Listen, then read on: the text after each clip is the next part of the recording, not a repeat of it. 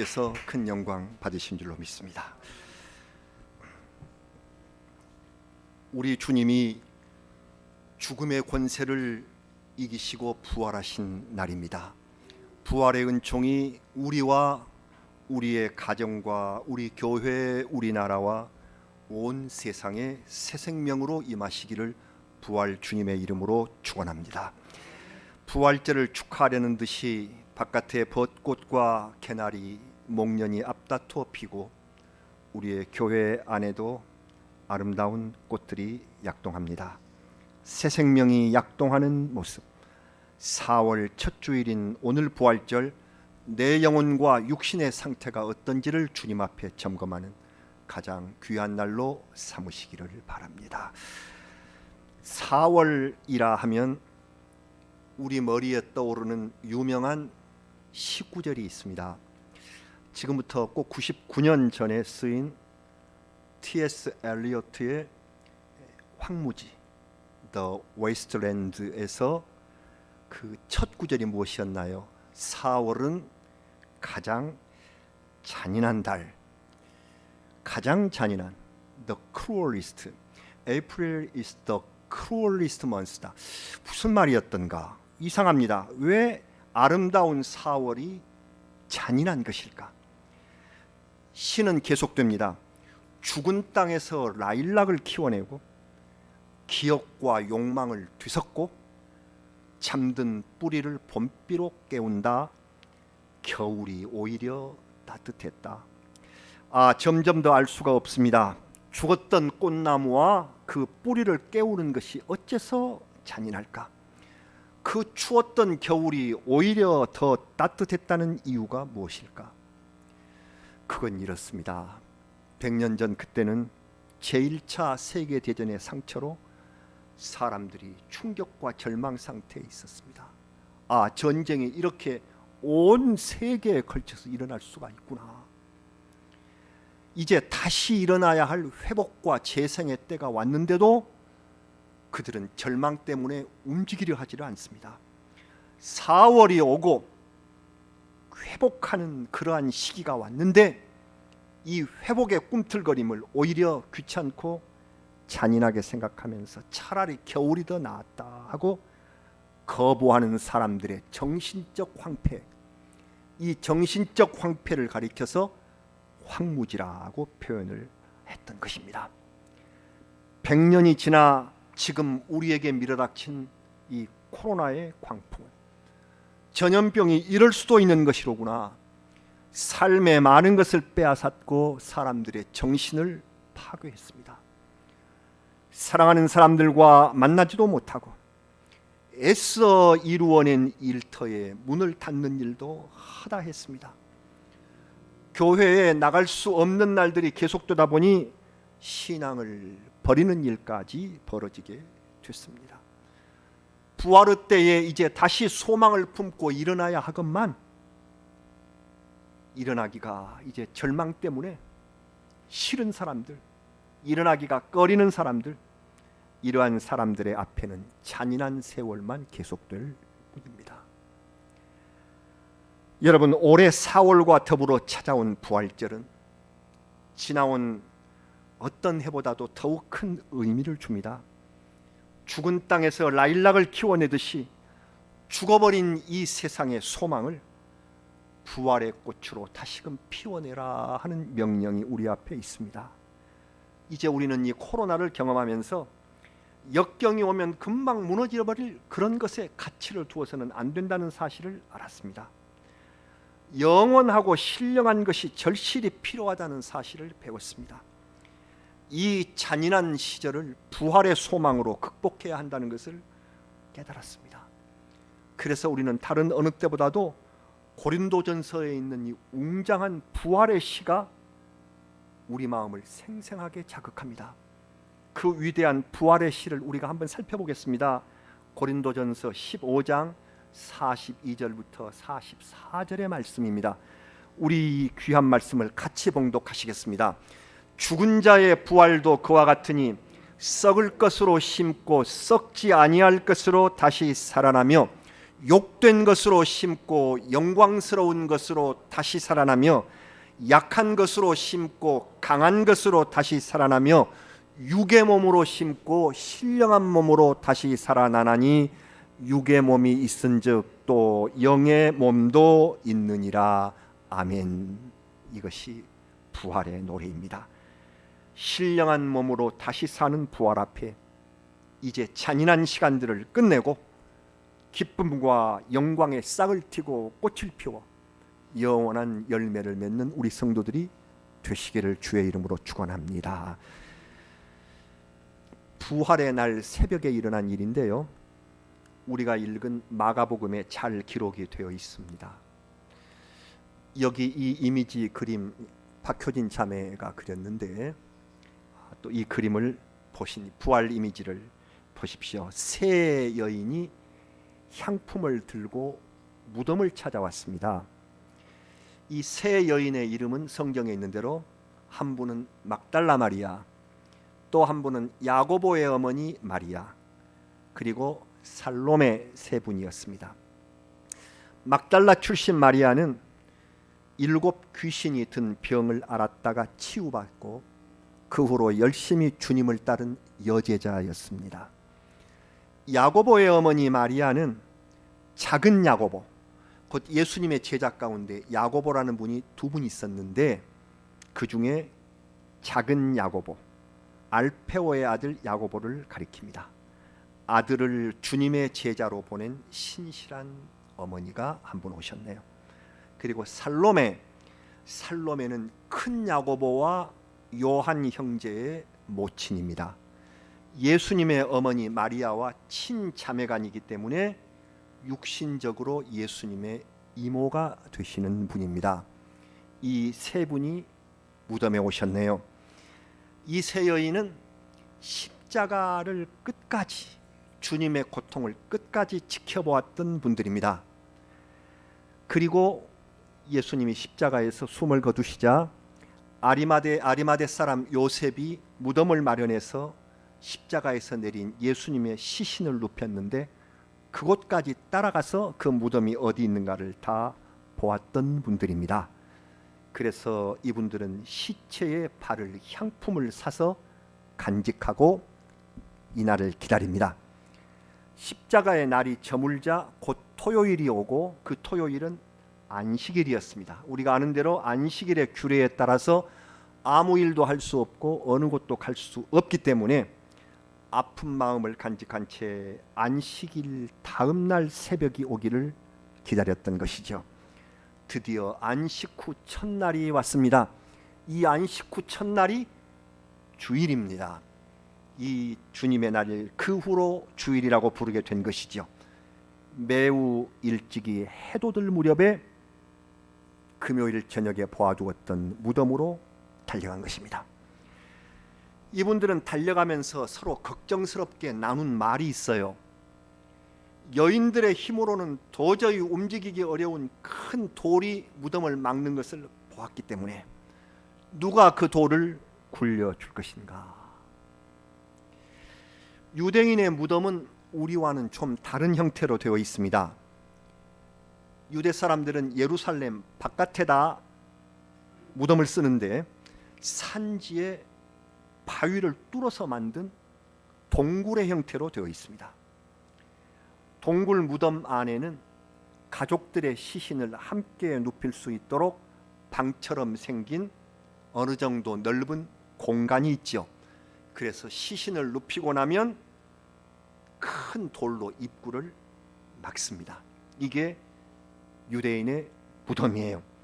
더군다나 예수님의 무덤은 경비병들이 지키고 있었습니다. 여인들은 이것이 걱정이었어요. 이 여인들은 부지런히 정성을 들여서 예수님을 찾아오기는 했습니다만 부활하셨을 것은 생각도 하지 못했습니다. 시신의 향을 발라드릴 수 있으면 다행이고, 혹시 돌 때문에, 경비병 때문에 안으로 들어갈 수가 없다면 무덤 입구에서 눈물 흘리며 기도하고 돌아올 작정이었습니다. 그러니까 말하자면 성묘하러 간 것이나 다름이 없었지요. 예수께서 예루살렘으로 오시는 길에 내가 죽고 사흘 만에 부활할 것이다 하는 것을 세 차례에 걸쳐서 세 번이나 말씀을 하셨으나 그걸 진정으로 믿는 사람이 없었기 때문에, 진정 믿지 못했기 때문에 부활하실 줄을 몰랐단 말씀입니다. 제가 이 자리에서 지난 주일에 설교했던 선포 말씀이 주님이 첫 번째로 부활을 예고했던 그 말씀이었습니다. 돌이켜봅니다. 마가복음 8장 31절에 이렇게, 인자가 많은 고난을 받고 장로들과 대제사장들과 서기관들에게 버림받아 죽임을 당하고 사흘 만에 살아나야 할 것을 비로소 그들에게 가르치시되. 그때 어떤 일이 일어났습니까? 이걸 가르치시자 베드로가 대표적으로 나서서 주님께 뭐 했다? 항변했다. 네, 지난 주일에 주님께 항변을 했다. 그러자 주님께서 사탄아 내 뒤로 물러가라 하는 말씀이 나오게 되었으므로 이때 모두 시끄럽고 다 긴장하고 놀랐단 말씀입니다. 비록 이 여인들이 예수님 바짝 옆에 있지는 않았겠지만 이 베드로와 이 사건들 때문에 부활 예고를 다 들을 수가 있었어요. 더구나 세 번이나 말씀하셨기 때문에 듣지 않았을 수가 없어요. 다만 믿지 못했을 따름입니다. 여러분, 오늘의 우리도 주일이 되면 열심히 주님을 만나러 성전에 갑니다. 손에 향품을 들듯이 귀한 예물을 가지고 예수님께로 갑니다. 우리는 성경 말씀을 통하여 주님께서 부활하셨다는 사실을 다 알고 있습니다. 그런데 만약 주님의 부활을 믿지 않고 주님께 오는 성도가 있다면, 부활의 신앙이 없이 그저 주님께 오는 성도가 있다면 빈 무덤에 성묘하러 오는 것과 별반 다름이 없습니다.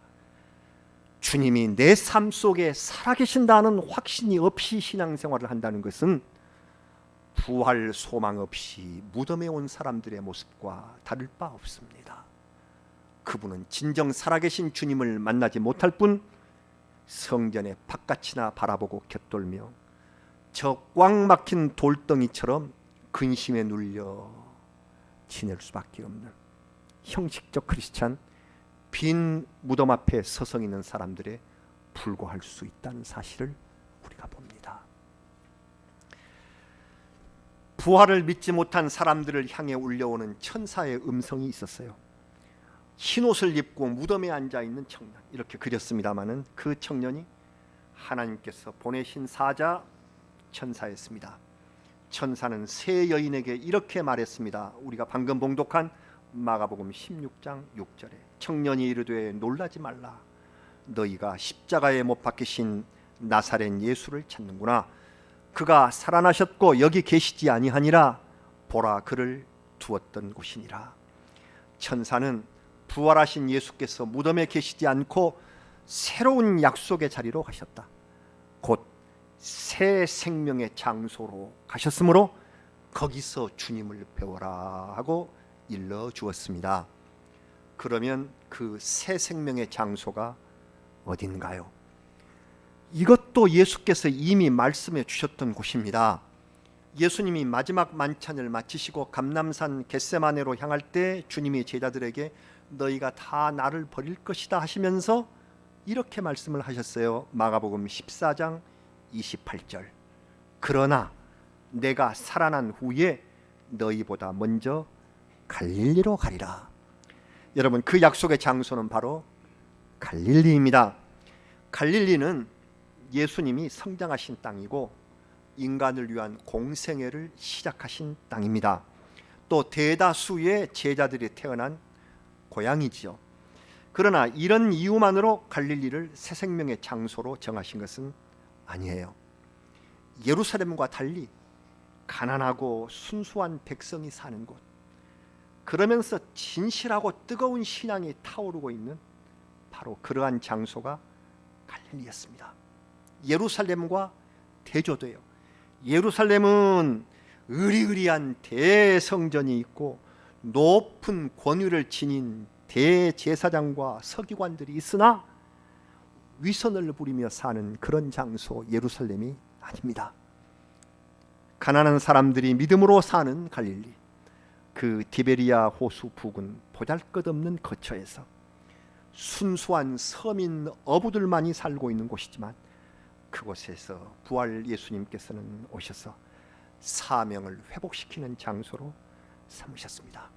그래서 그 장소 갈릴리에서 예수님은 3번이나 자기를 부인한 베드로에게 네가 나를 사랑하느냐 하고 3번 물으시고, 제가 사랑하는 줄을 주께서 아시나이다 하고 눈물 흘리며 대답하는 베드로에게 내 양을 먹이라, 내 양을 먹이라, feed my sheep, feed, 먹여라, 내 양을 쳐라. 용서와 회복을 주신 바로 그 장소입니다. 여러분, 부활 예수님은 무덤에 계시지 않고 갈릴리에 계십니다. 무덤이란 어둡고 차가우며 생명이 없는 곳입니다. 자기 권위를 내세우며 사랑이 메말라 버린 곳은 아무리 왕궁같이 아름답고 호사스럽다고 한들 부활 주님이 계시는 자리가 아닙니다. 모인 수가 많다고 자랑하면서 초대형 건물을 지은 교회라고 할지라도 거기 진정한 사랑과 섬김이 없다면 부활 주님이 떠나버린 빈 무덤에 불과하다는 사실을 알아야 합니다. 반대로 아무리 적고 약한 교회라도 부활 소망을 가진 사람들이 모여서 주님 모시고 서로를 섬기는 아름다운 공동체를 이룬다면 그곳이 바로 살아있는 갈릴리, 주님이 계시는 곳입니다. 갈릴리 공동체는 모이면 은혜를 받고 흩어지면 삶의 현장에서 양들을 먹이는, 가난하고 소외된 사람들을 돌보는 그런 임무를 수행합니다. 평범한 삶의 현장이 부활 예수께서 계시는 갈릴리가 된다는 사실이죠. 우리가 잘 아는 성 어거스틴, 그가 회심할 때 어떤 의리의리한 대성당에서 회심한 것이 아닙니다. 뛰노는 어린아이들의 음성 속에서 펼쳐 읽어라, 들어 읽어라 하는 그러한 어린이의 목소리를 듣고 예수 그리스도의 임재를 깨달았어요. 위대한 성 프란시스, 불쌍한 거린 한센병 환자, 나 환자들을 만나고 그를 통해 우리 인간에게 오신 예수를 느꼈다. 톨스토이는 부활하신 주님을 몹시 만나 뵙고 싶어한 마틴이라는 구두 수성공 얘기를 우리에게 들려줍니다. 아마 알고 계실 것입니다.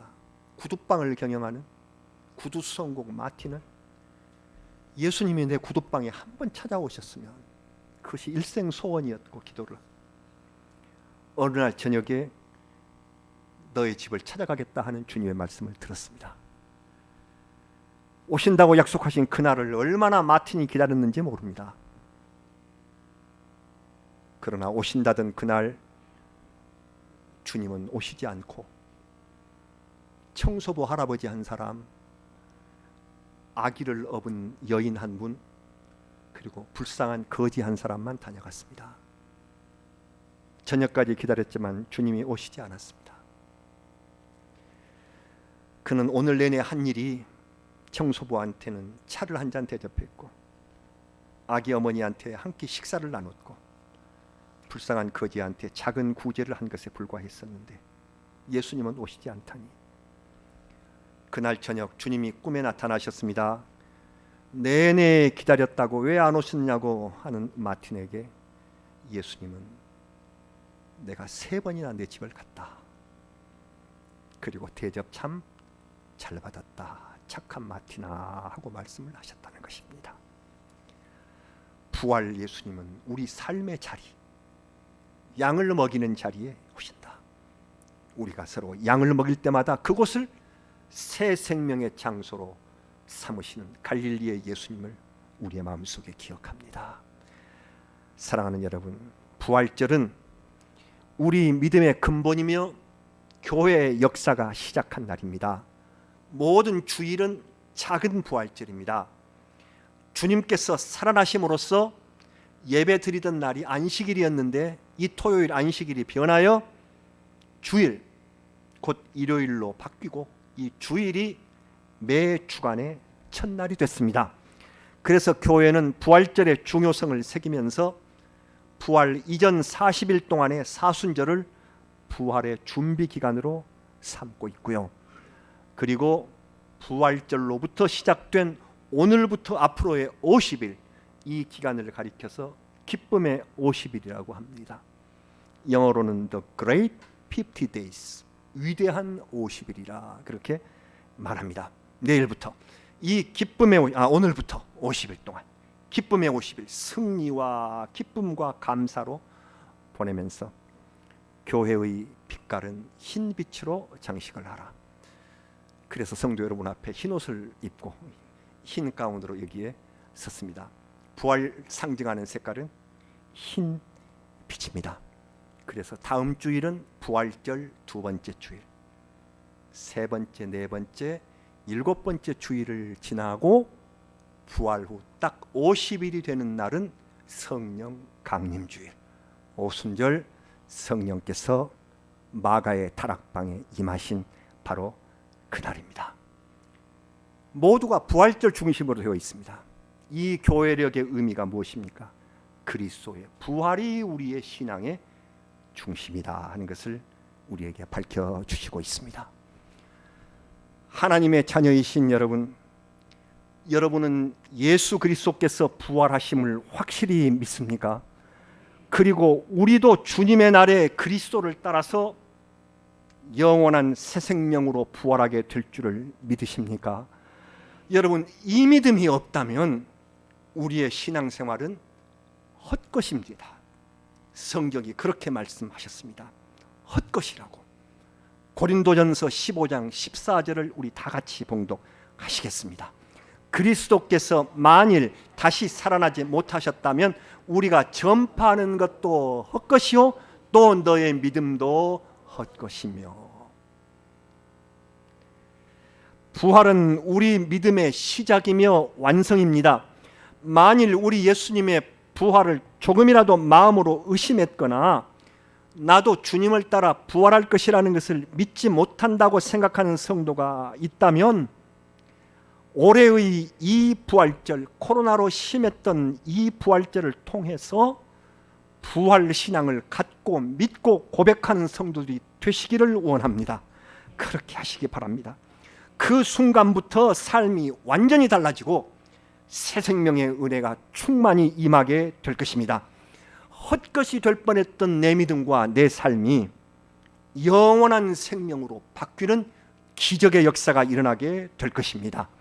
빈 무덤 같았던 이 형식적 신앙이 갈릴리처럼 순수하고 진실한 신앙으로 바뀌게 될 것입니다. 이 부활 신앙을 믿음으로써 우리 몸을 괴롭히고 있었던 내 육신의 질병이 완전히 사라지고 없어지고 주님의 이름으로 사라지게 될 줄로 믿습니다. 코로나로 고통받는 세상에서 맞이하는 잊지 못할 올해의 부활절에 우리는 헛된 것을 영원한 것으로 변화시키는 기적의 주인공으로 하나님이 인정하시는 부활의 사람, 기적의 사람으로 변하는 그 주인공이 되시기를 주의 이름으로 바랍니다. 끝으로 부활의 은혜를 감사하는 시 한 편을 소개해 드리겠습니다. 이 시의 제목은 내 믿음의 부활절. 작가는 유한진 시인입니다. 여류 시인인 유한진 여사가 쓴, 교수가 쓴 내 믿음의 부활절을 낭독을 해드리겠습니다. 지난 겨울 얼어 죽은 그루터기에도 새싹이 돋습니다. 말라 죽은 가지 끝 굳은 티눈에서도 분홍 꽃잎 눈부시게 피어납니다. 저 하찮은 풀포기도 거듭 살려내시는 하나님, 죽음도 물리쳐 부활의 증거 되신 예수님, 깊이 잠든 나의 마음, 말라 죽은 나의 신앙도 살아나고 싶습니다. 당신이 살아나신 기적의 동굴 앞에 이슬 젖은 풀포기로 부활하고 싶습니다. 그윽한 믿음의 향기 풍겨내고 싶습니다. 해마다 기적의 증거가 되고 싶습니다. 이렇게 읊었습니다. 풀포기 같은 이 생명이 다시 살아나 향기를 풍기는 그 부활을 믿고 이것을 세상에 증언하는 삶을 살고 싶다고 했습니다. 우리도 그렇습니다. 이것이 우리의 부활절 고백이 되기를 원합니다. 오늘 세상에 부활하신 부활의 주님을 찬양합니다. 함께 부활 주님을 찬양할 수 있어서 큰 기쁨이고 영광입니다. 할렐루야. 우리 주님을 찬양합니다. 기도하겠습니다. 내 믿음의 부활절, 풀포기 같은 저희들 다시 살리시는 우리 주님의 은혜를 믿고 기적의 증거자가 되고 싶습니다. 저희도 그렇습니다. 저희의 부활 신앙을 주님 받아 주시옵소서.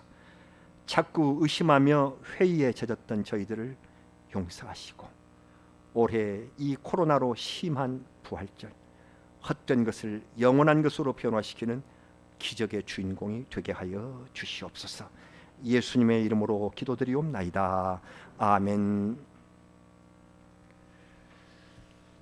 우리 다 같이 부활 찬송 171장을 부르시겠습니다. 마지막 절에는 봉헌 예물을 드리겠습니다.